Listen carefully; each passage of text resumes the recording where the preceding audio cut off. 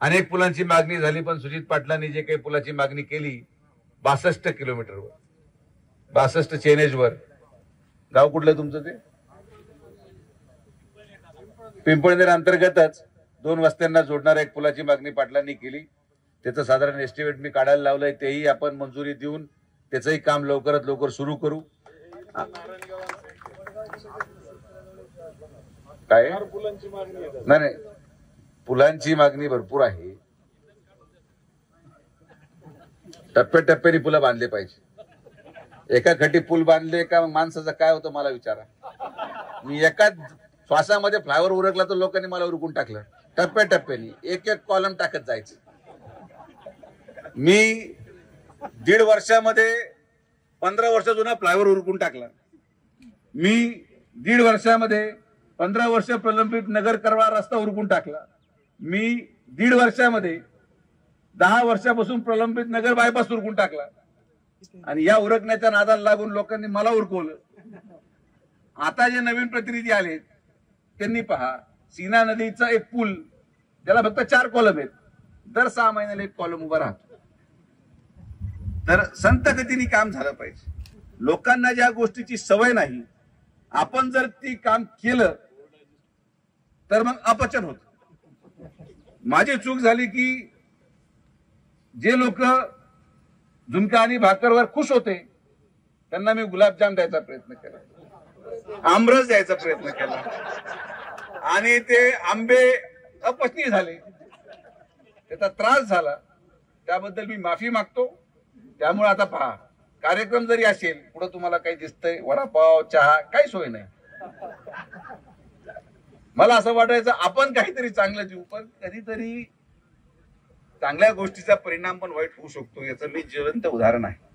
पण तरी सुद्धा पारनेर तालुक्यासाठी पाण्याचा जो शब्द कैलासवासी बाळासाहेब विखे पाटलांनी या तालुक्याला दिला, तो शब्द त्यांचे चिरंजीव माननीय आमदार राधाकृष्ण विखे पाटील साहेब या 5 वर्षामध्ये पूर्ण करतील. हा शब्द या तालुक्याच्या प्रत्येक शेतकऱ्याला देणार.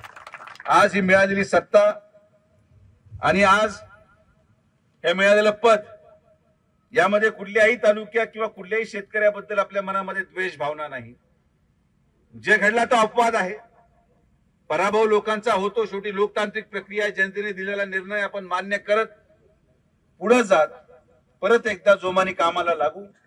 अनेक गावांच्या मागण्या नव्याने उपसा जलसिंचन योजनेच्या होणाऱ्या सर्व्हेमध्ये घेण्याच्या आल्या.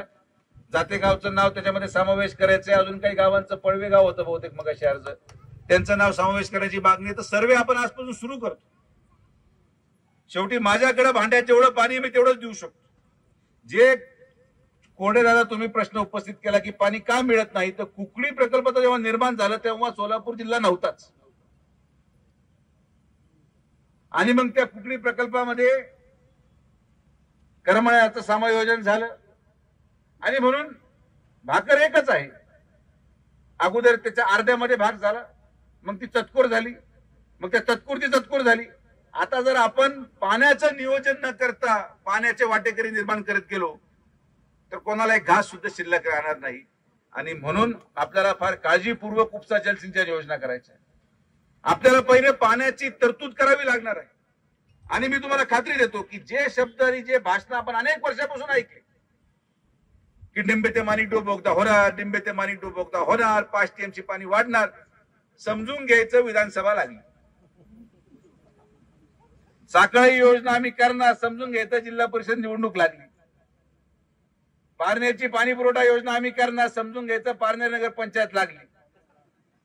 वाडेगावांना एस्केप येणार, समजून जायचं पंचायत समिती निवडणूक लागली.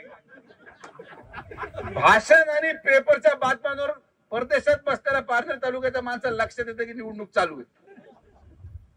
कधी काही झालं, पण आता तसं होणार नाही.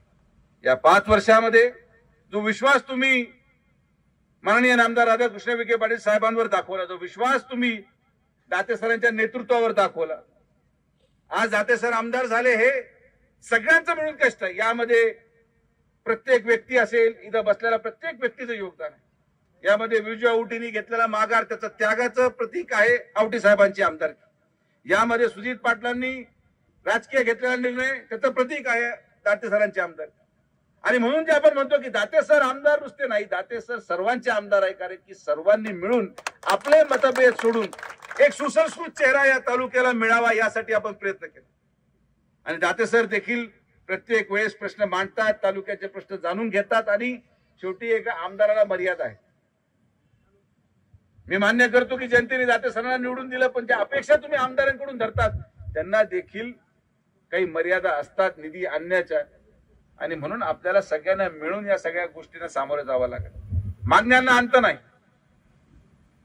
पण तुम्हाला एक गोष्ट खात्रीशीर सांगतो की जो तालुका आश्वासनावर जगला, ज्या तालुक्याला 30-30 वर्ष आश्वासन देऊन लोकांनी पद भोगली, ज्या तालुक्याला आश्वासन देऊन लोकांनी आमदारकी आणि खासदारक्या मिळवल्या, त्यांच्याकडून हे एकही काम पूर्ण होऊ शकणार नाही. आणि म्हणून मी तुम्हाला आवर्जून विनंती करतो की तुम्ही या सगळ्यांच्या भाषणाच्या रेकॉर्डिंग काढाच. लोकसभेमध्ये झालेल्या भाषणांच्या रेकॉर्डिंग काढा. आणि यांनी लोकसभेमध्ये निवडून येण्यासाठी जेवढे शब्द दिले त्यापैकी एक शब्द तरी पूर्ण झाला. ते करू शकत नाहीत, त्यांच्याकडून ते होणार नाही, कारण की यापूर्वीही त्यांच्याकडून काही झालेलं नाही. शब्द देऊन सत्ता मिळवणं सोपं असतं, पण जबाबदारी पडल्यानंतर ती पार करण्याची दानत फक्त आणि फक्त विखे पाटील परिवारामध्ये आहे, आणि ते आम्ही करून दाखवणार. आम्ही ना इथून पळालोय ना इथून पळणार. जनतेने नाकारलं तरी आज आपण जनतेला दिलेला प्रत्येक शब्द, मी पराभूत झाल्यानंतर मला आवश्यकता नव्हती सकाळी योजना करायची, मी माझे हात झटकून मोकळे झालो असतो की कशाला करायचं, लोकांनी पाडलंय. पण आपलं राजकारण फक्त 5 दिवसापुरतं नाही. आपण एका लाटेवर सवार होऊन लोकप्रतिनिधी झालो नाही. 50 वर्ष कैलासवासी बाळासाहेब विखे पाटलांपासून तर आजपर्यंत विखे पाटील परिवाराबरोबर राहणारे असे असंख्य लोक आहेत, ज्यांनी आपल्या परिवाराचा त्याग केला, ज्यांनी आपल्या सत्तेचा त्याग केला, ज्यांनी आपल्या अर्थकारणाचा त्याग केला. आणि म्हणून 50 वर्ष टिकावं असं राजकारण आपण करतो. म्हणून पराभूत झाल्यानंतर देखील 900 कोटी रुपयाची साखळी योजनेला प्रशासकीय मान्यता आपण पुढच्या 15 दिवसामध्ये देणार आहोत. हे फक्त आपण करू शकतो. कुकडीमध्ये येणारं पाणी जे अवघ्या नारायण गव्हाणपर्यंत पोहोचतोच तर फक्त 600 क्युसेकवर होतं, ते ह्या रुंदीकरणाचं काम झाल्यानंतर 900 क्युसेकवर येणार. म्हणजे यापुढे पारनेर तालुक्याच्या शेतकऱ्यांना पाण्यासाठी भांडावं लागणार नाही. खोटं बोलायला आपल्याला जमत नाही. ज्यांना बोलायचं त्यांना परमेश्वर त्यांचं कल्याण करो. ज्यांना जे करायचंय त्यांनी ते करावं. फक्त माझी आपल्याला अपेक्षित एवढीच विनंती आहे की डोळे उघडायला शिक. आश्वासनांच्या भूलथापाला बळी पडू नका. पठारावर पाणी येणार, पठारावर पाणी येणार. 10 आमदार झाले या भाषणावर. आलं. ज्या गोष्टी वास्तविकतेमध्ये आहेत, दुर्दैवाने आपल्याला खोटं बोलता येत नाही म्हणून माझा कार्यक्रम झाला, पण तरी सुद्धा मी तुमच्या पुढे ठामपणे येऊ का शकलो, कारण की एकही माणूस इथं उठून म्हणू शकत नाही की तुम्ही हा शब्द पूर्ण केला नाही, कारण की आपण कोणाला खोटं बोलून पडलो नाही. शांतपणे झोपू शकतो, कारण की जो शब्द दिला तो पूर्ण केला. आणि जे उर्वरित शब्द आहेत ते आता या पुढच्या 3 वर्षामध्ये मी पूर्ण करून दाखवणार. आपल्या सगळ्यांचा आशीर्वाद जसा आपण दाते सरांना दिला, आमच्या प्रत्येक कार्यकर्त्याला द्या. आमची जबाबदारी आहे आणि फक्त आम्हीच करू शकतो हे पण तुम्हाला सांगतो.